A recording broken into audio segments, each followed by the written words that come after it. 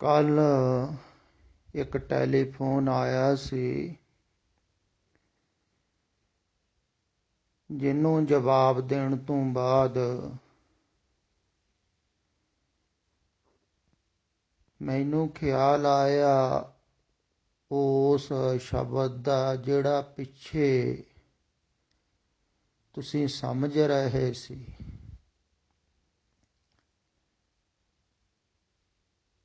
ਪਰ ਸਮਝ ਵੀ ਰਹੇ ਹੋ, ਤੁਸੀਂ ਸੁਣ ਵੀ ਰਹੇ ਹੋ, ਤਾਂ ਵੀ ਸਮਝ ਵਿੱਚ ਆ ਨਹੀਂ ਰਿਹਾ ਹੈ।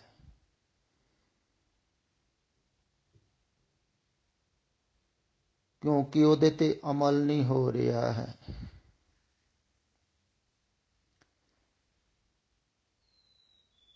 ਉਸ ਸ਼ਬਦ ਦੇ ਭਾਵ ਨੂੰ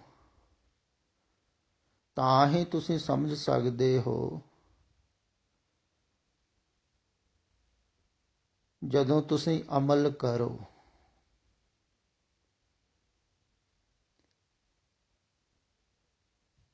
ਤੇ ਉਸ ਸ਼ਬਦ ਦੀਆਂ ਹੇਠਲੀਆਂ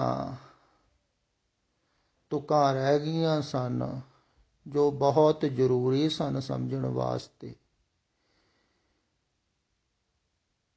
ਚਲੋ ਉੱਪਰਲੀਆਂ ਤੇ ਨਹੀਂ ਸਮਝ ਵਿੱਚ ਆਈਆਂ ਹਨ, ਤੇ ਇਸ ਟੈਲੀਫੋਨ ਦੇ ਜ਼ਰੀਏ ਹੇਠਲੀਆਂ ਪੰਕਤੀਆਂ ਨੂੰ ਖਿਆਲ ਵਿੱਚ ਲਓ, ਧਿਆਨ ਵਿੱਚ ਲਓ। ਸ਼ਾਇਦ ਤੁਹਾਨੂੰ ਇਹਦਾ ਭਾਵ ਵੀ ਸਮਝ ਵਿੱਚ ਆਵੇ ਜਦੋਂ ਤੁਸੀਂ ਚੱਲਣ ਨਾਲ ਹੀ ਆਵੇਗਾ ਨਾ। ਤੇ ਉਹ ਸ਼ਬਦ ਸੀ, ਜਾਓ ਹਮ ਬਾਂਧੇ ਮੋਹ ਫਾਸ, ਹਮ ਪ੍ਰੇਮ ਬੰਧਨ ਤੁਮ ਬਾਂਧੇ, ਆਪਣੇ ਛੂਟਨ ਕੋ ਯਤਨ ਕਰੋ, ਹਮ ਛੂਟੇ ਤੁਮ ਆਰਾਧੇ। ਅਸੀਂ ਮੋਹ ਦੀ ਫਾਸ ਦੇ ਵਿੱਚ, ਮੋਹ ਦੇ ਜਾਲ ਵਿੱਚ ਬੱਧੇ ਹੋਏ ਸੀ, ਤੇ ਉਸ ਜਾਲ ਨੂੰ ਤੋੜਿਆ ਹੈ ਤੇਰੀ ਯਾਦ ਦੁਆਰਾ।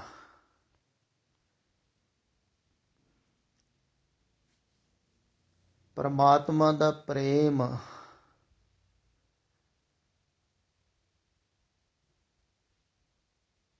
ਸੰਸਾਰ ਦੀ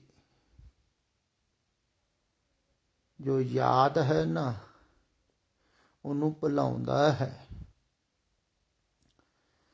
ਪਰ ਫਿਰ ਵੀ ਰਵਿਦਾਸ ਜੀ ਹੇਠਲੀਆਂ ਤੁਕਾਂ ਦੇ ਵਿੱਚ ਕਹਿ ਰਹੇ ਹਨ, ਕਹਿ ਰਵਿਦਾਸ ਭਗਤ ਇੱਕ ਬਾਢੀ, ਅਬ ਇਹ ਕਾਸਿਓਂ ਕਹੀਐ, ਜਾ ਕਾਰਨ ਹਮ ਤੁਮ ਆਰਾਧੇ, ਸੋ ਦੁਖ ਅਜਹੋਂ ਸਹੀਐ। ਕਹਿੰਦੇ ਭਗਤੀ ਤੇਰੀ ਬੜੀ ਦ੍ਰਿੜ ਕੀਤੀ ਹੈ। ਭਗਤ ਇੱਕ ਬਾਢੀ ਬੜੀ ਦ੍ਰਿੜ ਕੀਤੀ ਹੈ। ਹੁਣ ਕਹਿਣ ਦੀ ਤੇ ਲੋੜ ਹੈ ਨਹੀਂ ਕਿਸੇ ਨੂੰ, ਭਗਤੀ ਭਾਵ ਪੂਰਾ ਹੈ। ਪਰ ਫਿਰ ਵੀ ਜਾ ਕਾਰਨ ਹਮ ਤੁਮ ਆਰਾਧੇ, ਜਿਹੜੇ ਕਾਰਨ ਕਰਕੇ ਤੇਰਾ ਚਿੰਤਨ ਕੀਤਾ, ਤੇਰਾ ਸਿਮਰਨ ਕੀਤਾ, ਤੈਨੂੰ ਯਾਦ ਕੀਤਾ, ਤੇਰੇ ਨਾਲ ਪ੍ਰੇਮ ਕੀਤਾ। ਜੇ ਤੂੰ ਛੁਟਕਾਰੇ ਵਾਸਤੇ ਤੇਰੇ ਨਾਲ ਪ੍ਰੇਮ ਕੀਤਾ,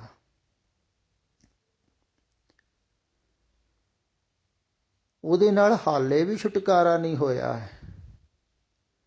ਸੋ ਦੁਖ ਅਜਹੋਂ ਸਹੀਏ। ਉਹ ਜਿਹੜਾ ਮੋਹ ਪਾਇਆ ਸੀ ਨਾ, ਮੋਹ ਦਾ ਜਾਲ ਸੀ, ਉਹ ਤੋਂ ਭਾਵੇਂ ਮੈਂ ਬਾਹਰ ਵੀ ਆ ਗਿਆ ਹਾਂ, ਤਾਂ ਵੀ ਉਹਦਾ ਦੁੱਖ ਅਜੇ ਵੀ ਮੈਂ ਸਹਿ ਰਿਹਾ।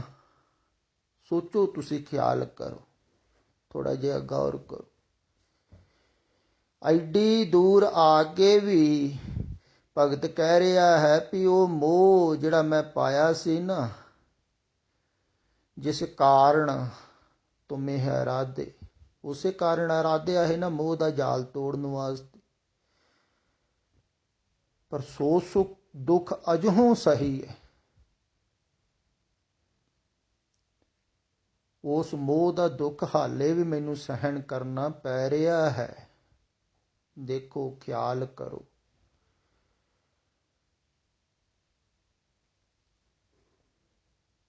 ਇਹੋ ਹੀ ਗੱਲ ਸਮਝਣ ਯੋਗ ਹੈ,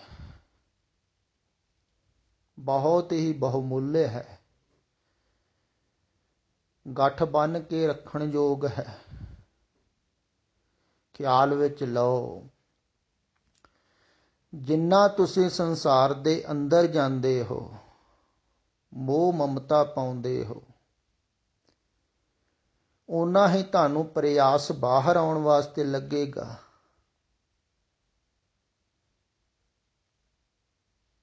ਫਿਰ ਖਿਆਲ ਵਿੱਚ ਰੱਖੋ, ਕਹਿੰਦੇ ਹਨ, ਜੋ ਬੀਜੈ ਸੋ ਖਾਏ, ਕਰਮਾ ਸੰਦੜਾ ਖੇਤ। ਜਿਹਾ ਬੀਜੈ ਸੋ ਲੂਣੈ, ਕਰਮਾ ਸੰਦੜਾ ਖੇਤ। ਕਹਿੰਦੇ ਜੋ ਬੀਜਦਾ ਹੈ ਉਹ ਵੱਢਦਾ ਹੈ। ਪਰ ਸਮੱਸਿਆ ਇੱਥੇ ਇਹ ਹੈ ਵੀ ਜਦੋਂ ਬੀਜਦਾ ਹੈ ਨਾ, ਉਦੋਂ ਚਾਈ ਚਾਈ ਬੀਜੀ ਜਾਂਦਾ ਹੈ।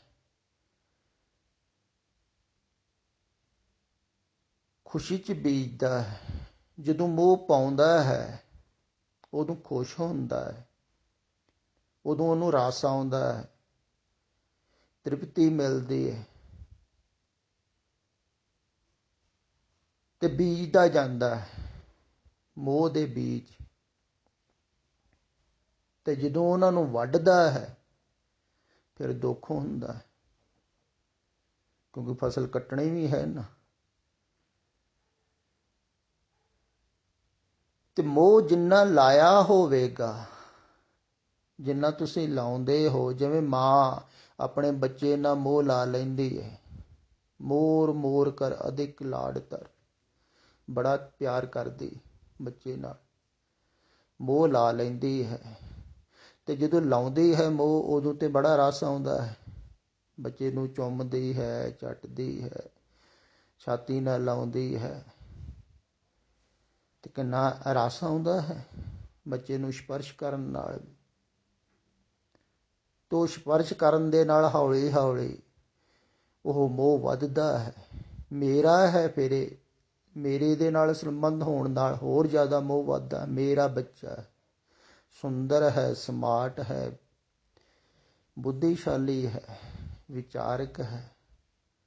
ਫਿਰ ਤੁਸੀਂ ਸਾਰੇ ਹੀ ਗੁਣ ਉਸ ਬੱਚੇ ਦੇ ਵਿੱਚ ਦੇਖਣੇ ਸ਼ੁਰੂ ਕਰ ਦਿੰਦੇ ਹੋ।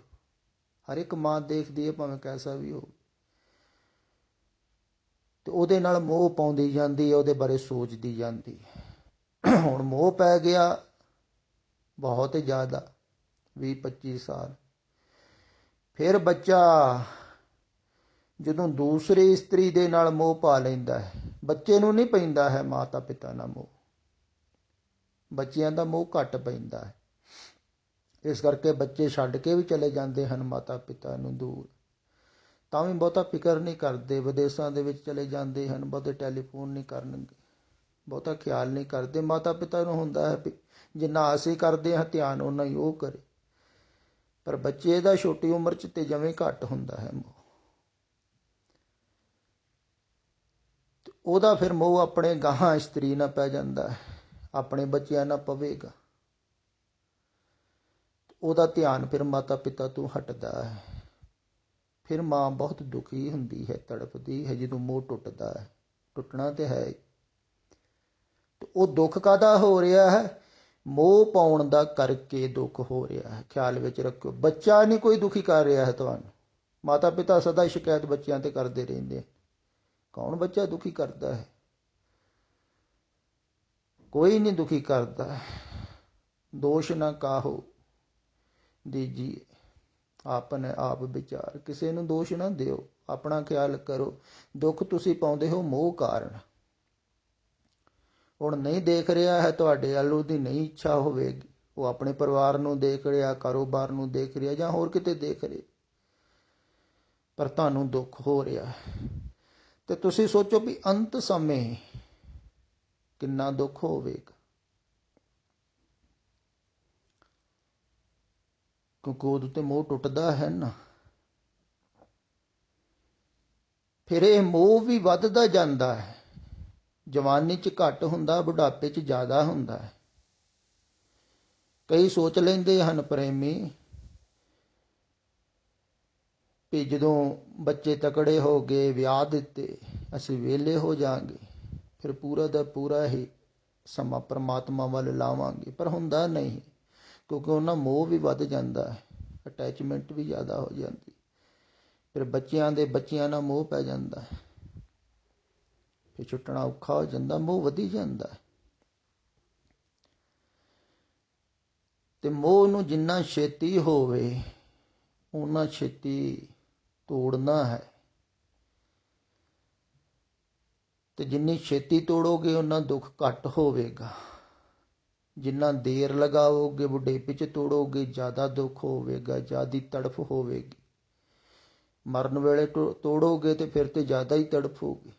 ਬਾਹਰੋਂ ਸ਼ਾਇਦ ਨਹੀਂ ਪਤਾ ਲੱਗੇ ਕਿਸੇ ਨੂੰ, ਸਰੀਰ ਨਾ ਹਿਲਦਾ ਜੁਲਦਾ ਵੀ ਹੋਵੇ, ਕਈਆਂ ਦਾ ਨਹੀਂ ਵੀ ਹਿਲਦਾ ਜੁਲਦਾ, ਪਰ ਅੰਦਰੋਂ ਕਿੰਨਾ ਤੜਫ ਰਿਹਾ ਹੋਵੇਗਾ। ਹੁਣ ਇੰਨਿਆਂ ਨਾ ਮੋਹ ਪਾਇਆ, ਤੁਸੀਂ ਸੋਚੋ ਸਾਰਿਆਂ ਤੋਂ ਜੁਦਾ ਹੋਣਾ ਹੈ ਇੱਕਦਮ, ਤੇ ਬਹੁਤ ਕਠਿਨ ਹੈ ਨਾ। ਤੇ ਇਹ ਜਿਹੜਾ ਮੋਹ ਦਾ ਜਾਲ ਹੈ ਨਾ, ਜਿਹੜਾ ਪਹਿਲੇ ਥੋੜਾ ਥੋੜਾ ਤੋੜਨਾ ਸ਼ੁਰੂ ਕਰ ਦਿੰਦਾ ਹੈ, ਤੇ ਤੋੜਨ ਵੇਲੇ ਖਿਆਲ ਵਿੱਚ ਰੱਖੋ ਦੁੱਖ ਹੋਵੇਗਾ, ਪੀੜਾ ਹੋਵੇਗੀ। ਫਿਰ ਜਾਲ ਨੂੰ ਜਦੋਂ ਤੋੜੋਗੇ, ਜਾਲ ਵੀ ਛਤੀਗ੍ਰਸਤ ਹੁੰਦਾ ਹੈ, ਤੇ ਉਧਰ ਵੀ ਪੀੜਾ ਹੁੰਦੀ ਹੈ। ਦੋ ਤਰਫਾ ਹੀ ਪੀੜਾ ਹੋਵੇਗੀ, ਜਲਨ ਹੋਵੇਗੀ, ਤੜਫ ਹੋਵੇਗੀ, ਦੁੱਖ ਹੋਵੇਗਾ, ਕਲੇਸ਼ ਹੋਵੇਗਾ।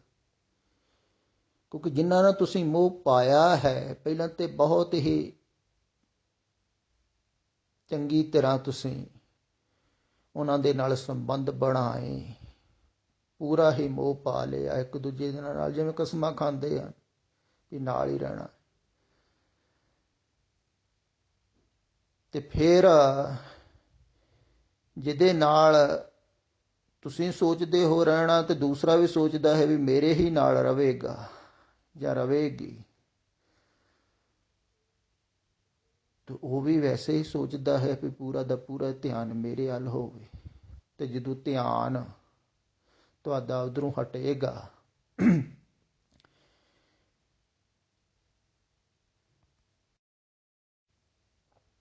ਜਿਵੇਂ ਇਹ ਟੈਲੀਫੋਨ ਕਰਨ ਵਾਲੀ ਮਾਈ ਨੇ ਦੱਸਿਆ ਹੈ ਵੀ ਮੈਂ ਤੁਹਾਨੂੰ ਆਪਣੇ ਪਤੀ ਤੋਂ ਚੋਰੀ ਸੁਣਦੀ ਹਾਂ, ਦੱਸਦੀ ਨਹੀਂ ਹਾਂ, ਰਿਕਾਰਡਿੰਗ ਵੀ ਤੁਹਾਡੀ ਤਕਰੀਬਨ ਦਿਨੇ 4 ਵਜੇ ਹੀ ਆ ਜਾਂਦੀ, ਉਹ ਜਿੱਥੇ ਰਹਿੰਦੀ ਹੈ ਉੱਥੇ 4 ਵਜੇ ਪਹੁੰਚ ਜਾਂਦੀ ਹੈ, ਤੇ ਪਤੀ ਆਉਂਦਾ ਹੈ 7-8 ਵਜੇ ਘਰ ਵਾਲਾ। ਪਰ ਫਿਰ ਵੀ ਉਹਨੂੰ ਪਤਾ ਲੱਗ ਰਿਹਾ ਹੋਵੇਗਾ, ਇੱਕ ਦੂਸਰੇ ਨੂੰ ਚੈੱਕ ਕਰਦੇ ਰਹਿੰਦੇ ਹਨ ਪਤੀ ਪਤਨੀ। ਤੋਂ ਨਾਰਾਜ਼ ਹੁੰਦਾ ਹੈ, ਗੁੱਸੇ ਹੁੰਦਾ ਹੈ, ਉਹਨੂੰ ਗਾਲਾਂ ਕੱਢਦਾ, ਉਹਦੇ ਪਰਿਵਾਰ ਦੇ ਮੈਂਬਰਾਂ ਨੂੰ ਬੁਰਾ ਭਲਾ ਕਹਿੰਦਾ। ਫਿਰ ਇੱਥੋਂ ਤੱਕ ਬਸ ਨਹੀਂ ਹੈ, ਜਿਹਨੂੰ ਉਹ ਸੁਣ ਰਹੀ ਹੈ ਉਹਨੂੰ ਵੀ ਬੁਰਾ ਭਲਾ ਕਹਿ ਰਿਹਾ ਹੈ। ਉਹ ਕਹਿੰਦੀ ਜਦੋਂ ਤੁਹਾਨੂੰ ਬੁਰਾ ਭਲਾ ਕਹਿੰਦਾ ਹੈ ਮੈਨੂੰ ਗੁੱਸਾ ਆਉਂਦਾ, ਨਾਰਾਜ਼ਗੀ ਹੁੰਦੀ। ਫਿਰ ਆਪਣੇ ਪਰਿਵਾਰ ਦੇ ਮੈਂਬਰਾਂ ਕੋਲੋਂ, ਦੋਸਤਾਂ ਕੋਲੋਂ ਤੁਹਾਡੀਆਂ ਬਹੁਤ ਪੁੱਠੀਆਂ ਸਿੱਧੀਆਂ ਗੱਲਾਂ ਕਰਦਾ ਰਹਿੰਦਾ, ਇਲਜ਼ਾਮ ਲਾਉਂਦਾ ਰਹਿੰਦਾ। ਐਸਾ ਵੀ ਹੋਵੇਗਾ ਤੇ ਹੋ ਵੀ ਰਿਹਾ ਹੈ। ਜਿਹੜੇ ਤੁਹਾਡੇ ਨਾਲ ਜੁੜੇ ਹੋਏ ਹਨ, ਖਿਆਲ ਵਿੱਚ ਰੱਖੋ, ਜਿਵੇਂ ਇਹ ਮਾਈ ਹੈ, ਹੁਣ ਇਹ ਸੁਣ ਰਹੀ ਹੈ ਤੇ ਇਹਦਾ ਧਿਆਨ ਇੱਧਰ ਨੂੰ ਹੋ ਰਿਹਾ ਹੈ, ਖਿਆਲ ਪਰਮਾਤਮਾ ਵਾਲੇ ਪਾਸੇ ਨੂੰ ਹੋ ਰਿਹਾ ਹੈ, ਉਧਰੋਂ ਹਟ ਰਿਹਾ ਹੈ, ਤਾਂ ਉਹਨੂੰ ਨਾਰਾਜ਼ਗੀ ਨਾ ਹੋਵੇਗੀ। ਤੂੰ ਨਾਰਾਜ਼ ਹੁੰਦਾ ਹੈ ਵੀ ਤੂੰ ਮੈਨੂੰ ਛੱਡ ਕੇ, ਪਹਿਲਾਂ ਤੂੰ ਸਾਰੀਆਂ ਮੇਰੀਆਂ ਗੱਲਾਂ ਸੁਣਦੀ ਸੀ, ਹੁਣ ਕਿਸੇ ਹੋਰ ਦੀਆਂ ਸੁਣਨ ਲੱਗ ਪਈ। ਪਹਿਲਾਂ ਮੇਰੀਆਂ ਹੀ ਮੰਨਦੇ ਸੀ, ਹੁਣ ਕਿਸੇ ਹੋਰ ਦੀ ਮੰਨਣ ਲੱਗ ਪਈ, ਤੇ ਨਾਰਾਜ਼ਗੀ ਨਹੀਂ ਹੁੰਦੀ। ਉਹ ਕਹਿੰਦੀ ਪਤਾ ਨਹੀਂ ਕਿਉਂ ਨਾਰਾਜ਼ ਹੈ। ਮੈਂ ਕਾਰਨ ਮੈਂ ਤੈਨੂੰ ਦੱਸ ਦੇਣਾ, ਕਾਰਨ ਇਹ ਹੈ ਵੀ ਤੇਰਾ ਧਿਆਨ ਉਧਰੋਂ ਘਟ ਰਿਹਾ ਹੈ, ਹਟ ਰਿਹਾ ਹੈ, ਤੇ ਉਹ ਨਾਰਾਜ਼ ਹੋ ਰਿਹਾ ਹੈ। ਸੁਭਾਵਿਕ ਹੀ ਹੈ, ਉਹਨੂੰ ਪਤਾ ਲੱਗ ਰਿਹਾ।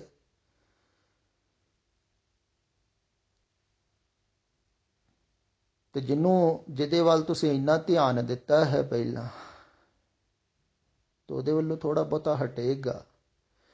ਫਿਰ ਹਟੇ ਬਿਨਾ ਧਿਆਨ, ਤੁਸੀਂ ਕੰਮਕਾਰ ਵੀ ਕਰਦੇ ਰਹੋ ਉੱਦਾਂ ਹੀ ਜੋ ਵੀ ਕਰਦੇ ਹੋ, ਫਿਰ ਵੀ ਅਗਲੇ ਨੂੰ ਬੁਰਾ ਲੱਗਦਾ ਹੈ। ਆਦਮੀ ਬਰਦਾਸ਼ਤ ਨਹੀਂ ਕਰਦਾ ਹੈ ਕਿਸੇ ਹੋਰ ਨੂੰ ਸੁਣੇ, ਕਿਸੇ ਹੋਰ ਨੂੰ ਮੰਨੇ ਮੇਰੇ ਤੋਂ ਬਗੈਰ।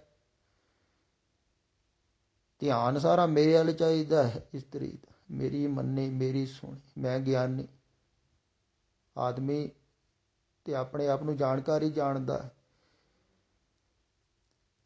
ਫਿਰ ਆਦਮੀ ਨਹੀਂ, ਇਸਤਰੀਆਂ ਵੀ ਇੱਦਾਂ ਕਰਦੀਆਂ ਹਨ।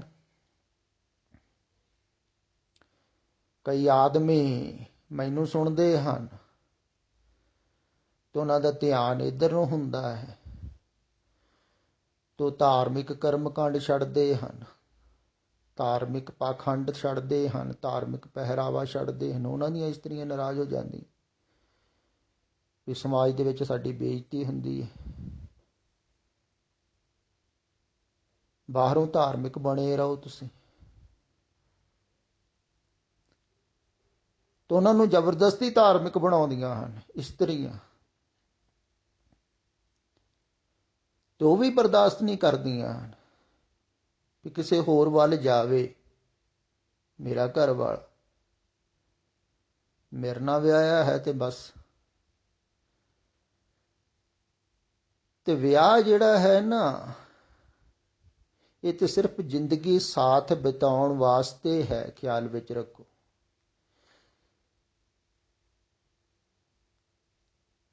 ਵੀ ਇਕੱਠੇ ਹੀ ਤੁਸੀਂ ਜ਼ਿੰਦਗੀ ਬਿਤਾ ਸਕੋ ਇੱਕ ਦੂਸਰੇ ਦੇ ਸਹਿਯੋਗ ਨਾਲ। ਹੁਣ ਮਰਨ ਤੋਂ ਬਾਅਦ ਥੋੜ੍ਹੇ ਇਕੱਠੇ ਰਹੋਗੇ ਤੁਸੀਂ। ਜੋ ਮਰਨ ਤੋਂ ਬਾਅਦ ਨਹੀਂ ਰਹਿਣਾ ਹੈ ਤੇ ਜੀਂਦੇ ਜੀ ਵੀ ਫਿਰ ਕਿਉਂ ਇੱਕ ਦੂਸਰੇ ਦੇ ਨਿਰਭਰ ਹੁੰਦੇ ਹੋ? ਫਿਰ ਖਿਆਲ ਵਿੱਚ ਰੱਖੋ, ਮੈਂ ਵੀ ਨਹੀਂ ਕਹਿ ਰਿਹਾ ਹਾਂ ਵੀ ਇੱਕ ਦੂਸਰੇ ਨੂੰ ਛੱਡ ਕੇ ਚਲੇ ਜਾਣਾ ਹੈ। ਮੈਂ ਕਹਿ ਰਿਹਾ ਸਿਰਫ ਧਿਆਨ ਹਟਾਉਣਾ ਹੈ, ਤੇ ਧਿਆਨ ਹਟਾਉਣ ਦੀ ਆਜ਼ਾਦੀ ਹੋਣੀ ਚਾਹੀਦੀ, ਸੁਤੰਤਰਤਾ ਹੋਣੀ ਚਾਹੀਦੀ। ਇਹ ਸਮਾਜਿਕ ਲੋਕ ਦਿੰਦੇ ਨਹੀਂ ਹਨ। ਬੱਚੇ ਹਨ, ਆਂਦੇ ਹਨ ਸਾਡੇ ਵੱਲ ਧਿਆਨ ਦਿਓ, ਉਹ ਵੀ ਨਾਰਾਜ਼ ਹੋ ਜਾਂਦੇ ਹਨ। ਮਾਤਾ ਪਿਤਾ ਹਨ, ਉਹ ਕਹਿੰਦੇ ਹਨ ਸਾਡੇ ਵੱਲ ਧਿਆਨ ਨਹੀਂ ਦਿੱਤਾ। ਯਾਰ ਦੋਸਤ ਹਨ, ਉਹ ਕਹਿੰਦੇ ਹਨ ਸਾਨੂੰ ਟੈਲੀਫੋਨ ਨਹੀਂ ਕਰਤਾ।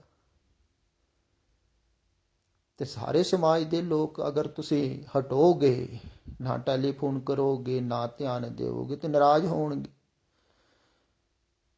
ਉਹਨਾਂ ਦੀ ਨਾਰਾਜ਼ਗੀ ਤੁਹਾਡੇ ਰਸਤੇ ਦੇ ਵਿੱਚ ਅੜਚਨ ਵੀ ਬਣ ਸਕਦੀ ਹੈ, ਰੁਕਾਵਟ ਵੀ ਬਣੇਗੀ। ਤੁਹਾਨੂੰ ਉਹ ਜਾਣ ਬੁੱਝ ਕੇ ਖਿਜਾਉਣਗੇ ਵੀ, ਇਹ ਖਿਜਾ ਹੀ ਰਿਹਾ ਹੈ, ਨਾਰਾਜ਼ ਕਰਦਾ। ਮੈਂ ਤੂੰ ਨਾਰਾਜ਼ ਹੀ ਨਾ ਹੋ, ਤੂੰ ਬੋਲ ਹੀ ਨਾ। ਕਹਿੰਦੀ ਮੈਂ ਉਹਨਾਂ ਤੋਂ ਜਿੱਤ ਤੇ ਸਕਦੀ ਨਹੀਂ ਹਾਂ, ਨਾ ਮੈਂ ਕਦੀ ਕੋਸ਼ਿਸ਼ ਕੀਤੀ ਹੈ। ਮੈਂ ਜਿੱਤਣ ਦੀ ਕੋਸ਼ਿਸ਼ ਵੀ ਨਾ ਕਰੇ ਤੇ ਤੂੰ ਬਿਲਕੁਲ ਚੁੱਪ ਰਹਿ, ਤੂੰ ਗੌਰ ਹੀ ਨਾ ਕਰ ਉਹਨਾਂ ਦੀਆਂ ਗੱਲਾਂ।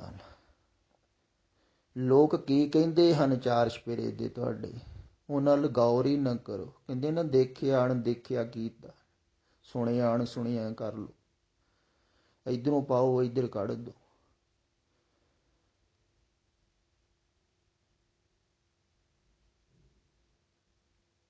ਤੇ ਬਹੁਤਾ ਉਹਨਾਂ ਦੀਆਂ ਗੱਲਾਂ ਤੇ ਧਿਆਨ ਹੀ ਨਾ ਦਿਓ। ਧੀਰਜ ਰੱਖੋ, ਸਬਰ ਰੱਖੋ, ਇਹ ਦੇਵੀ ਗੁਣ ਹਨ। ਫਿਰ ਰਜਾ ਮੰਨੋ, ਰਜਾ ਦੇ ਵਿੱਚ ਰਾਜੀ ਰਹੋ। ਕੂੜ ਦੀ ਪਾਲ ਟੁੱਟੇਗੀ, ਕਿ ਕੂੜੇ ਟੁੱਟੇ ਪਾਲ। ਕੂੜ ਦੀ ਪਾਲ ਕੀ ਹੈ? ਇਹ ਮੋਹ ਮਮਤਾ, ਝੂਠ ਦੇ ਨਾਲ ਸੰਬੰਧ ਬਣਾ ਲਿਆ, ਝੂਠੀ ਦੁਨੀਆ ਦੇ ਨਾਲ ਜੁੜ ਗਏ। ਜਗ ਰਚਨਾ ਸਭ ਝੂਠ ਹੈ, ਇਹਦੇ ਨਾਲ ਤੁਸੀਂ ਸੰਬੰਧ ਤੋੜੋਗੇ, ਇਹ ਕੂੜ ਦੀ ਪਾਲ ਟੁੱਟੇਗੀ ਤੇ ਦੁੱਖ ਤੇ ਹੋਵੇਗਾ ਨਾ। ਤੋ ਜਿਹੜਾ ਦੁੱਖ ਹੁੰਦਾ ਹੈ, ਕਸ਼ਟ ਹੁੰਦਾ ਹੈ, ਪਰੇਸ਼ਾਨੀ ਹੁੰਦੀ ਹੈ ਨਾ, ਉਹਨੂੰ ਕਿਹਾ ਹੈ ਵੀ ਹੁਕਮ ਰਜਾਈ ਚੱਲਣਾ, ਨਾਨਕ ਲਿਖਿਆ ਨਾ। ਇਹ ਧਿਆਨ ਦੇ ਸੂਤਰ ਹਨ। ਇਹ ਕੋਈ ਉੱਦਾਂ ਹੀ ਥੋੜ੍ਹੀ ਪੜ੍ਹੀ ਜਾਣਾ ਹੈ ਤੇ ਪ੍ਰਚਾਰ ਕਰੀ ਜਾਣਾ, ਹੁਕਮ ਰਜਾਈ ਚੱਲਣਾ। ਚੱਲ ਕੌਣ ਰਿਹਾ ਹੈ? ਨਹੀਂ, ਜਦੋਂ ਤੁਸੀਂ ਮੋਹ ਮਮਤਾ ਦੇ ਵਿੱਚੋਂ ਨਿਕਲੋਗੇ ਨਾ, ਉਦੋਂ ਉਹ ਜਿਹੜੀ ਤਪੱਸਰਿਆ ਹੈ, ਇਹੋ ਹੀ ਤਪੱਸਰਿਆ ਹੈ, ਖਿਆਲ ਵਿੱਚ ਰੱਖੋ। ਜਿਵੇਂ ਜੋਗੀ ਲੋਕ ਪਹਾੜਾਂ ਤੇ ਜਾਂਦੇ ਹਨ, ਜਾਂਦੇ ਰਹੇ ਸਨ ਪੁਰਾਣੇ ਸਮੇਂ, ਧੂਣੀਆਂ ਲਾ ਕੇ ਬਹਿੰਦੇ ਸਨ, ਗੁਫਾ ਦੇ ਵਿੱਚ ਰਹਿੰਦੇ ਸਨ। ਹੁਣ ਵੀ ਜਾਂਦੇ ਹਨ ਕਈ, ਤੇ ਬਹੁਤ ਕਠਿਨ ਤਪ ਕਰਦੇ। ਤੇ ਕਠਿਨਾਈ 'ਚ ਦੁੱਖ ਤੇ ਪਰੇਸ਼ਾਨੀ ਤੇ ਹੋਵੇਗੀ, ਨਾ ਖਾਣ ਨੂੰ ਮਿਲੇਗਾ ਚੱਜ, ਨਾ ਰਹਿਣ ਨੂੰ ਮਿਲਦਾ, ਕਿੰਨਾ ਕਸ਼ਟ ਸਹਾਰਦੇ ਹੋਣ। ਤੇ ਤੁਸੀਂ ਵੀ ਉਹ ਤਪ ਕਰਨਾ ਹੈ, ਖਿਆਲ ਵਿੱਚ ਰੱਖੋ। ਇਹੋ ਹੀ ਤਪੱਸਰਿਆ ਹੈ। ਤਪੱਸਰਿਆ ਦਾ ਭਾਵ ਵੀ ਇਹ ਮੋਹ ਦਾ ਜਾਲ ਜਦੋਂ ਤੁਸੀਂ ਤੋੜੋਗੇ ਨਾ,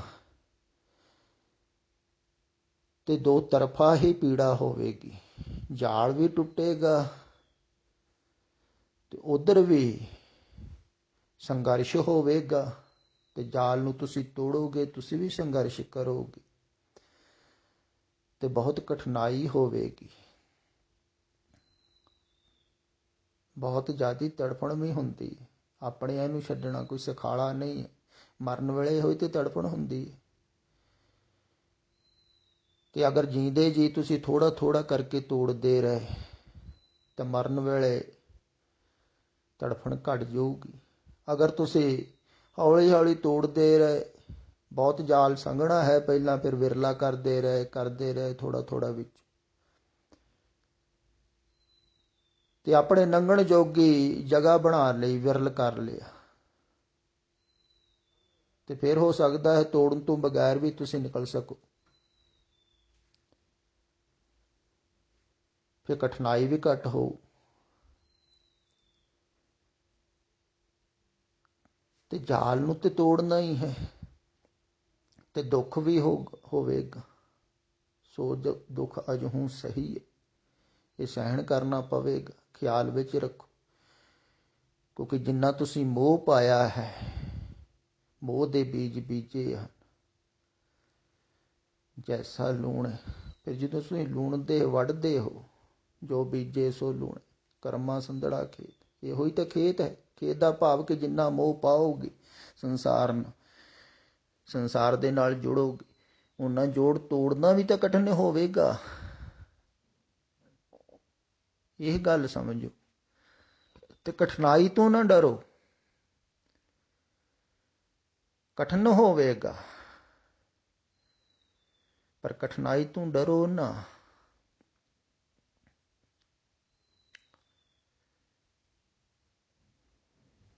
ਤੇ ਪ੍ਰਭੂ ਦੇ ਪਿਆਰਿਆਂ ਨੂੰ ਐਵੇਂ ਨਹੀਂ ਆਪਾਂ ਯਾਦ ਕਰਦੇ ਹਾਂ ਸਦੀਆਂ ਤੱਕ। ਕਬੀਰ ਜੀ, ਰਵਿਦਾਸ ਜੀ ਵਰਗੇ, ਉਹ ਵੀ ਗ੍ਰਸਤ 'ਚ ਰਹੇ ਹਨ, ਉਹਨਾਂ ਨੇ ਵੀ ਮੋਹ ਦਾ ਜਾਲ ਤੋੜਿਆ।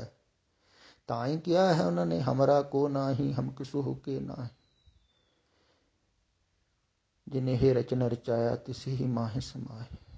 ਉਹੀ ਥੋੜ੍ਹੀ ਪੰਗਤੀਆਂ ਗਾ ਰਹੇ ਸਨ, ਉਹ ਵਾਸਤਵਿਕ ਦੇ ਵਿੱਚ ਕਹਿ ਰਹੇ ਸਨ ਵੀ ਅੰਦਰੋਂ ਮੇਰਾ ਕੋਈ ਵੀ ਨਹੀਂ ਹੈ, ਅੰਦਰੋਂ ਮੈਂ ਇਕੱਲਾ ਹੀ, ਤਾਂ ਉਹਦੇ ਨਾਲ ਹੀ ਜਿਹੜਾ ਇਕੱਲਾ ਹੀ, ਇਕੱਲੇ ਦੇ ਨਾਲ ਇਕੱਲਾ ਹੀ ਹੋ ਜਾਂਦਾ ਬੰਦਾ, ਪਰ ਦੂਸਰਿਆਂ ਦੇ ਨਾਲ ਨਹੀਂ ਨਾ ਇਕੱਲਾ ਹੁੰਦਾ, ਬਾਹਰ ਜਿਹੜੇ ਹਨ। ਤੇ ਇਹ ਮੋਹ ਦਾ ਜਾਲ ਤੋੜਨਾ ਹੈ। ਤੇ ਦੂਸਰੀ ਗੱਲ ਇਹ ਖਿਆਲ ਵਿੱਚ ਰੱਖਣੀ ਹੈ, ਇਹਦੇ ਨਾਲ ਦੁੱਖ ਵੀ ਹੋਵੇਗਾ, ਕਸ਼ਟ ਵੀ ਹੋਵੇਗਾ, ਪਰੇਸ਼ਾਨੀਆਂ ਵੀ ਆਉਣਗੀਆਂ, ਪਰ ਇਸ ਮੋਹ ਦੇ ਜਾਲ ਦੇ ਤੋੜਨ ਦੇ ਵਿੱਚ ਸਹਿਯੋਗੀ ਕੌਣ ਹੋਵੇਗਾ? ਉਹੋ ਹੀ ਹੋਵੇਗਾ ਜਿਹੜਾ ਇਸ ਮੋਹ ਦੇ ਜਾਲ ਤੋਂ ਬਾਹਰ ਆ ਗਿਆ ਹੈ। ਇਹ ਗੱਲ ਖਿਆਲ ਵਿੱਚ ਰੱਖਣ ਯੋਗ ਹੈ।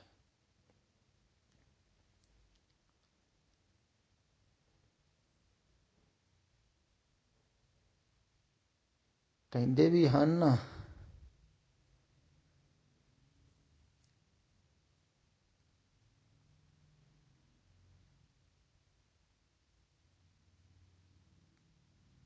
ਵੀ ਐਸਾ ਸਤਿਗੁਰ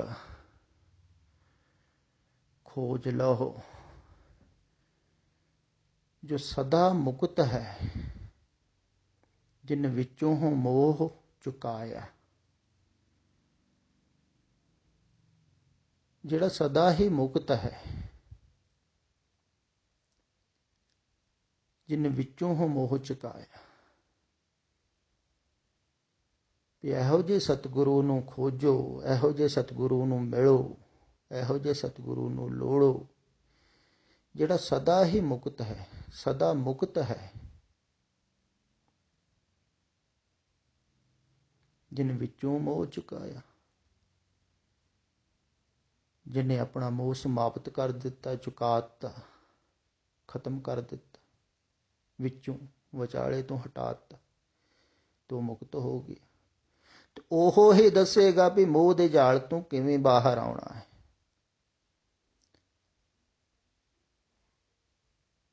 ਇਹ ਗੱਲ ਖਿਆਲ ਵਿੱਚ ਰੱਖਣੀ ਹੈ। ਪਹਿਲੀ ਗੱਲ ਤਾਂ ਜਿਹੜੇ ਮੋਹ ਦੇ ਜਾਲ ਦੇ ਵਿੱਚ ਪਏ ਹੋਏ ਹਨ, ਉਹ ਤੁਹਾਨੂੰ ਮੋਹ ਦੇ ਜਾਲ ਦੇ ਵਿੱਚ ਹੀ ਪਾਉਣਗੇ। ਤੇ ਜ਼ਿਆਦਾਤਰ ਧਾਰਮਿਕ ਲੋਕ ਮੋਹ ਦੇ ਜਾਲ ਦੇ ਵਿੱਚ ਪਏ ਹੋਏ ਹਨ।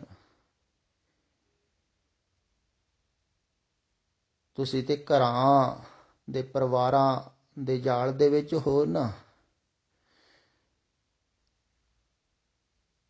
ਤੇ ਉਹ ਘਰ ਪਰਿਵਾਰ ਨੂੰ ਛੱਡ ਕੇ ਵੀ ਚਲੇ ਜਾਂਦੇ ਹਨ, ਤਾਂ ਵੀ ਉਹਨਾਂ ਦਾ ਮੋਹ ਕਿਸੇ ਆਸ਼ਰਮ ਨਾਲ ਬਣ ਜਾਂਦਾ ਹੈ, ਕਿਸੇ ਧਾਰਮਿਕ ਸਥਾਨ ਨਾਲ ਬਣਿਆ ਹੋਇਆ ਹੈ, ਕਿਸੇ ਜਗ੍ਹਾ ਨਾਲ ਬਣਿਆ ਹੋਇਆ ਹੈ। ਕਿਸੇ ਨਾ ਕਿਸੇ ਦੇ ਨਾਲ ਬਾਹਰ ਮੋਹ ਬਣਾ ਹੀ ਲੈਂਦਾ ਹੈ ਆਦਮੀ। ਕਈ ਸਾਧੂ ਮਹਾਤਮਾ ਮੈਂ ਐਸੇ ਵੀ ਦੇਖੇ ਹਨ, ਘਰ-ਬਾਰ ਛੱਡ ਕੇ ਆਏ ਹਨ, ਉਹ ਛੋਟੀ ਜਿਹੀ ਕੁਟੀਆ ਨਾਲ ਹੀ ਮੋਹ ਬਣਾ ਕੇ ਬੈਠੇ ਹੋਏ ਹਨ। ਉੱਥੇ ਹੀ ਆਈਡੀਆ ਲਾਈ ਜਾਂਦੇ, ਸੋਚੀ ਜਾਂਦੇ, ਕਲਪਨਾ ਕਰੀ ਜਾਂਦੇ, ਬਣਾਈ ਜਾਂਦੇ। ਤਾਂ ਉਹਨਾਂ ਦਾ ਮੋਹ ਦੂਰੋਂ ਤੇ ਦਿਖਾਈ ਨਹੀਂ ਦੇਵੇਗਾ ਤੁਹਾਨੂੰ, ਤੁਹਾਨੂੰ ਲੱਗੇਗਾ ਘਰ-ਬਾਰ ਛੱਡ ਕੇ ਆਇਆ ਹੈ। ਤੁਸੀਂ ਨਹੀਂ ਨਾ ਦੇਖ ਸਕਦੇ। ਇਹੋ ਕਿਹਾ ਨਾ, ਬ੍ਰਹਮ ਗਿਆਨੀ ਕੀ ਗਤ ਬ੍ਰਹਮ ਗਿਆਨੀ। ਤੁਸੀਂ ਬਾਹਰੋਂ ਦੇਖ ਹੀ ਨਹੀਂ ਸਕਦੇ। ਉਹ ਤੇ ਦਾਵਾ ਕਰਦੇ ਹਨ ਅਸੀਂ ਘਰ-ਬਾਰ ਛੱਡਿਆ, ਸੰਸਾਰ ਛੱਡਿਆ, ਫੱਕਰ ਹੋ ਗਏ, ਪਰ ਅੰਦਰੋਂ ਲਗਾਵ ਹੈ। ਫਿਰ ਲਗਾਵ ਬਹੁਤ ਢੰਗ ਦੇ ਹੋ ਸਕਦੇ ਹਨ। ਹੁਣ ਕਿਸੇ ਦਾ ਲਗਾਵ ਜਗ੍ਹਾ ਨਾਲ ਹੈ, ਕਿਸੇ ਦਾ ਲਗਾਵ ਪੀਰ ਨਾਲ ਹੈ, ਕਿਸੇ ਦਾ ਸਥਾਨ ਨਾਲ ਹੈ, ਆਸ਼ਰਮ ਨਾਲ ਹੈ। ਆਸ਼ਰਮ ਹੀ ਨਹੀਂ ਸਾਧੂ ਛੱਡਦੇ, ਬੜਾ ਮੋਹ ਹੈ, ਬਣਾਈ ਤੁਰੇ ਜਾਂਦੇ। ਤੇ ਕਿਤੇ ਨਾ ਕਿਤੇ ਮੋਹ ਲਾ ਲੈਂਦੇ ਹਨ। ਫਿਰ ਧਰਮ ਨਾਲ ਮੋਹ ਹੈ, ਜਿਹਦੇ ਨਾਲ ਜੁੜਿਆ ਹੋਇਆ ਉਹਦੇ ਨਾਲ ਹੀ ਜੋੜੇਗਾ। ਜਿਹੜੇ ਧਰਮ ਨਾਲ ਜੁੜਿਆ, ਕਿਸੇ ਵੀ ਸਾਧੂ ਨੂੰ ਪੁੱਛ ਕੇ ਦੇਖੋ ਆਪਣਾ ਧਰਮ ਦੱਸੂਗਾ, ਤੇ ਸਮਝ ਲੈਣਾ ਚਾਹੀਦਾ ਇਹ ਜੁੜਿਆ ਹੋਇਆ ਹੈ, ਇਹਦਾ ਮੋਹ ਹੈ। ਜੇ ਕਹਿੰਦਾ ਸਿੱਖ ਹੈ ਤੇ ਸਿੱਖ ਦੇ ਨਾਲ ਮੋਹ ਹੈ, ਸਿੱਖੀ ਦੇ ਨਾਲ। ਜੇ ਹਿੰਦੂ ਹੈ ਤੇ ਹਿੰਦੂਤਵ ਨਾਲ ਮੋਹ ਹੈ। ਇਸਲਾਮ ਹੈ ਤੇ ਉਹਦਾ ਆਪਣੇ ਧਰਮ ਨਾਲ ਮੋਹ ਹੈ। ਤੇ ਇਹ ਵੀ ਤਾਂ ਮੋਹ ਹੀ ਹੈ ਨਾ, ਖਿਆਲ ਵਿੱਚ ਰੱਖੋ। ਮੋਹ ਬਹੁਤ ਰੂਪਾਂ ਦੇ ਵਿੱਚ ਹੈ।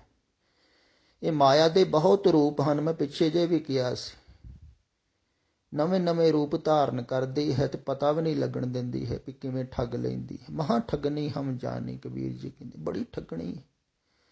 ਇਹ ਮੋਹ ਦਾ ਜਾਲ ਜਿਹੜਾ ਬੜਾ ਗਹਿਰਾ ਹੈ। ਤੇ ਧਰਮ ਦੇ ਨਾਲ, ਜਾਤੀ ਦੇ ਨਾਲ ਵੀ ਸਾਧੂ ਜੁੜੇ ਹੋਏ ਹਨ। ਉਹੀ ਨਹੀਂ ਛੁੱਟਦੀਆਂ ਹਨ ਉਹਨਾਂ ਦੀ। ਜਿਹਦੇ ਨਾਲ ਜੁੜੇ ਹਨ ਉਹਦੇ ਨਾਲ ਹੀ ਜੋੜਨਗੇ ਨਾ।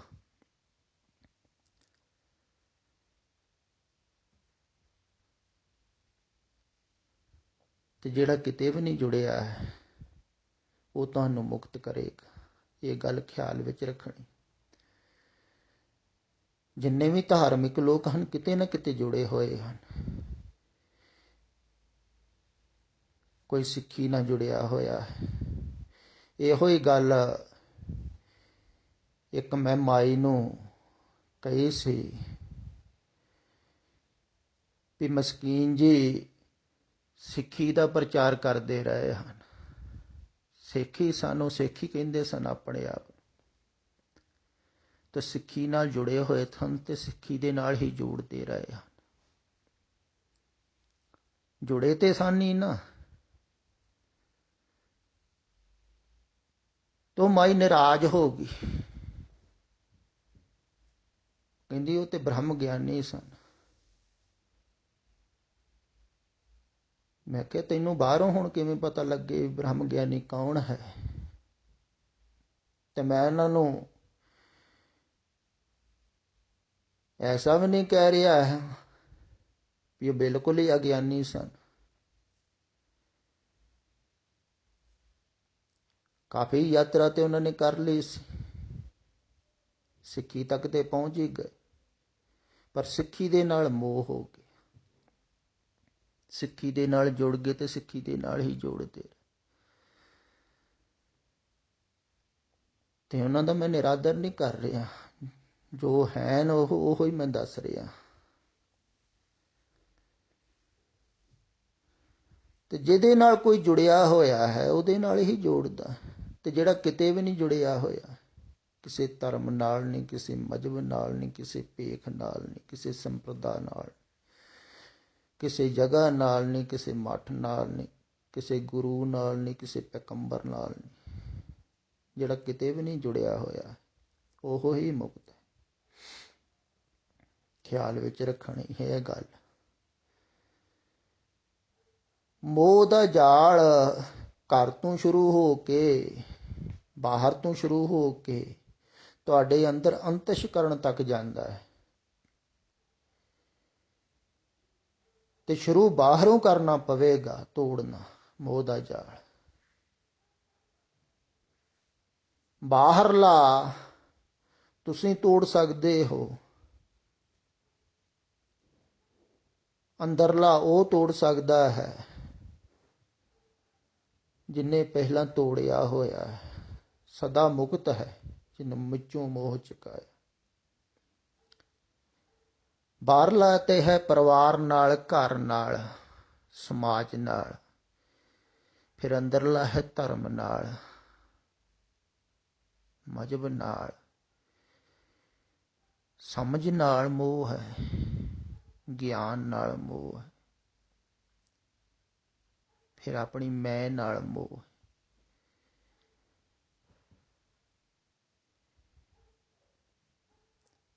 ਫਿਰ ਮੈਂ ਨਾਲੋਂ ਵੀ ਮੋਹ ਤੋੜਨਾ, ਤਾਂ ਹੀ ਸੁਤੰਤਰ ਹੋਵੋਗੇ। ਜੇ ਮੈਂ ਹਾਂ ਤਾਂ ਹੀ ਮੈਂ ਸਿੱਖ ਹਨ।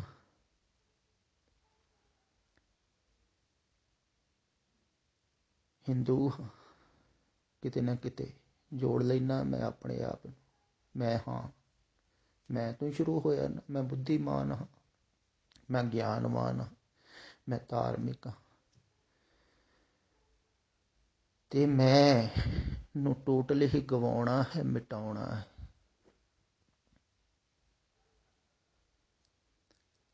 ਤੇ ਪਹਿਲਾਂ ਬਾਹਰੋਂ ਮੋਹ ਦਾ ਜਾਲ ਤੋੜਨਾ ਹੈ। ਤੇ ਜਦੋਂ ਬਾਹਰੋਂ ਟੁੱਟਦਾ ਹੈ ਨਾ, ਜਿਨ੍ਹਾਂ ਨਾਲ ਤੁਸੀਂ ਪਾਇਆ ਹੈ, ਜਿੰਨਾ ਜ਼ਿਆਦਾ ਪਾਇਆ ਹੈ ਉਨਾ ਜ਼ਿਆਦਾ ਕਠਿਨ ਹੋਵੇਗਾ ਤੋੜਨਾ।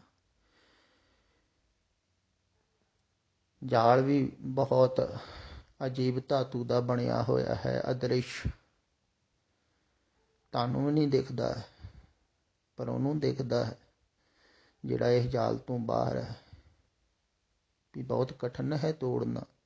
ਭਾਵੇਂ ਸੂਖਸ਼ਮ ਵੀ ਹੈ, ਅਦ੍ਰਿਸ਼ਟ ਵੀ ਹੈ, ਤਾਂ ਵੀ ਤੋੜਨਾ ਕਠਿਨ ਹੈ, ਬਹੁਤ ਮਜ਼ਬੂਤ ਹੈ। ਵੱਡੇ ਵੱਡੇ ਹਾਰ ਜਾਂਦੇ ਹਨ ਇਹ ਮਾਇਆ। ਮਾਇਆ ਚਿੱਤਰ ਵਿਚਿੱਤਰ ਮੋਹਿਤ, ਬਿਰਲਾ ਬੂਝੈ ਕੋਈ। ਨਾਮਦੇਵ ਜੀ ਕਹਿੰਦੇ ਹਨ ਵਿਰਲਾ ਬੁੱਝਦਾ ਹੈ। ਚਿੱਤਰ ਵਿਚਿੱਤਰ ਮਮੋਹਿਤ, ਮੋਹ ਪਾਉਂਦੀ ਹੈ ਚਿੱਤਰਾਂ ਦੇ ਨਾਲ, ਵਿਚਿੱਤਰਾਂ ਦੇ ਨਾਲ। ਤਰ੍ਹਾਂ ਤਰ੍ਹਾਂ ਦੇ ਰੂਪ, ਤਰ੍ਹਾਂ ਤਰ੍ਹਾਂ ਦੇ ਰੰਗ ਬਣਾ ਬਣਾ ਕੇ ਤੁਹਾਨੂੰ ਖਿੱਚਦੀ ਹੈ, ਆਕਰਸ਼ਿਤ ਕਰਦੀ ਹੈ। ਜਿਵੇਂ ਪਿੱਛੇ ਕਿਹਾ ਸੀ ਨਾ ਵੀ ਧਰਤੀ ਦਾ ਗ੍ਰੈਵੀਟੇਸ਼ਨ ਥੱਲੇ ਨੂੰ ਖਿੱਚਦਾ, ਇੱਦਾਂ ਹੀ ਮਾਇਆ ਤੁਹਾਨੂੰ ਬਾਹਰ ਨੂੰ ਖਿੱਚਦੀ, ਆਕਰਸ਼ਿਤ ਕਰਦੀ ਨਵੇਂ ਨਵੇਂ ਰੂਪਾਂ ਦੇ ਵਿੱਚ। ਇਹੋ ਮੈਂ ਕਹਿ ਰਿਹਾ ਸੀ, ਬੜੇ ਨਵੇਂ ਰੂਪ ਧਾਰਨ ਕਰ ਰਹੀ ਹੈ ਮਾਇਆ, ਗਾਂ ਤੋਂ ਗਾਂ ਬੜੇ ਰੰਗਾਂ ਦੇ ਵਿੱਚ ਖਿੱਚਦੀ ਹੈ, ਸਮੋਹਿਤ ਕਰਦੀ। ਤੁਸੀਂ ਉਹਦੇ ਪਿੱਛੇ ਚੱਲ ਪੈਂਦੇ ਹੋ, ਜਿਵੇਂ ਕੋਈ ਇਸਤਰੀ ਇਹਨੂੰ ਸੁੰਦਰ ਦੇਖ ਕੇ ਉਹਦੇ ਪਿੱਛੇ ਚੱਲ ਪੈਂਦਾ, ਸਮੋਹਿਤ ਹੋ ਗਿਆ ਨਾ।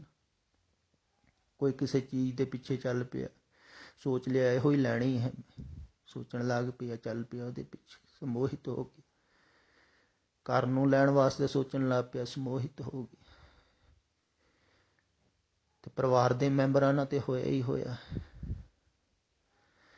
ਉਹ ਸਮੋਹਨ ਜਦੋਂ ਤੋੜੋਗੇ ਤੁਸੀਂ, ਉਹ ਮੋਹ ਤੋੜੋਗੇ, ਮੋਹ ਦਾ ਜਾਲ, ਤੇ ਦੋ ਤਰਫਾ ਹੀ ਪੀੜਾ ਹੋਵੇਗੀ, ਦੁੱਖ ਹੋਵੇਗਾ, ਕਸ਼ਟ ਹੋਵੇਗਾ।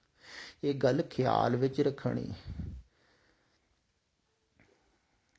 ਤੇ ਬਹੁਤ ਪਰੇਸ਼ਾਨੀਆਂ ਵੀ ਹੋਣਗੀਆਂ, ਅੜਚਣਾਂ ਵੀ ਆਉਣਗੀਆਂ, ਨਾਰਾਜ਼ਗੀਆਂ ਵੀ ਹੋਣਗੀਆਂ ਬਹੁਤ, ਤੇ ਸਾਰੀਆਂ ਨਾਰਾਜ਼ਗੀਆਂ ਸਹਿਣ ਕਰਨੀਆਂ ਪੈਣਗੀਆਂ। ਤੇ ਜਿਹੜਾ ਸਹਿਣ ਕਰਦਾ ਹੈ, ਸਵੀਕਾਰ ਕਰਦਾ ਹੈ, ਰਜਾ ਦੇ ਵਿੱਚ ਰਾਜੀ ਰਹਿੰਦਾ ਹੈ ਨਾ, ਵੀ ਜੋ ਪਰਮਾਤਮਾ ਕਰ ਰਿਹਾ ਠੀਕ ਆ। ਅਸੀਂ ਮੋਹ ਪਾਇਆ ਸੀ ਤਾਂ ਅਸੀਂ ਦੁੱਖ ਸਾਰਨਾ, ਅਸੀਂ ਬੀਜ ਬੀਜੇ ਹਨ ਦੁੱਖਾਂ ਦੇ, ਤਾਂ ਅਸੀਂ ਦੁੱਖ ਪਾਉਣ ਨੂੰ ਤਿਆਰ ਹਾਂ। ਅਸੀਂ ਰਾਜੀ ਹਾਂ। ਤੇਰੇ ਜਿਹੜਾ ਰਾਜੀ ਹੋ ਜਾਂਦਾ ਹੈ ਨਾ, ਉਹਦੀ ਰਜਾ ਦੇ ਵਿੱਚ ਸਵੀਕਾਰ ਕਰਦਾ ਵੀ ਠੀਕ ਹੈ, ਅਸੀਂ ਬੀਜ ਬੀਜੇ, ਜੈਸੇ ਬੀਜੇ ਹਨ ਵੈਸੇ ਵੱਢਣੇ ਹਨ। ਜਿਹੜਾ ਤਿਆਰ ਹੋ ਜਾਂਦਾ ਵੱਢਣ ਨੂੰ, ਖੁਸ਼ੀ ਖੁਸ਼ੀ ਫਿਰ ਤੋ ਸਾਰੀ ਫਸਲ ਕੱਟ ਦਿੰਦਾ ਹੈ, ਵਿਹਲਾ ਹੋ ਜਾਂਦਾ। ਤੇ ਖਿਆਲ ਵਿੱਚ ਰੱਖੋ, ਰਵਿਦਾਸ ਜੀ ਕਹਿ ਰਹੇ ਹਨ ਵੀ ਜਿਸ ਕਾਰਨ ਹਮ ਤੁਮੇ ਇਰਾਦੇ ਸੋ ਦੁੱਖ ਅਜਹੂ ਸਹੀ। ਅਜੇ ਵੀ ਸਾਨੂੰ ਸਹਿਣ ਕਰਨਾ ਪੈ ਰਿਹਾ ਹੈ ਦੁੱਖ, ਉਹ ਮੋਹ ਦਾ ਹੀ ਦੁੱਖ ਹੈ। ਮੋਹ ਦੇ ਕਾਰਨ ਹੀ ਪਰਮਾਤਮਾ ਨੂੰ ਅਰਾਧਿਆ ਸੀ, ਚਿੰਤਨ ਕੀਤਾ ਸੀ, ਤੇ ਹਾਲੇ ਤੱਕ ਵੀ ਕਹਿੰਦੇ ਦੁੱਖ ਸਹਿਣ ਕਰਨਾ ਪੈ ਰਿਹਾ।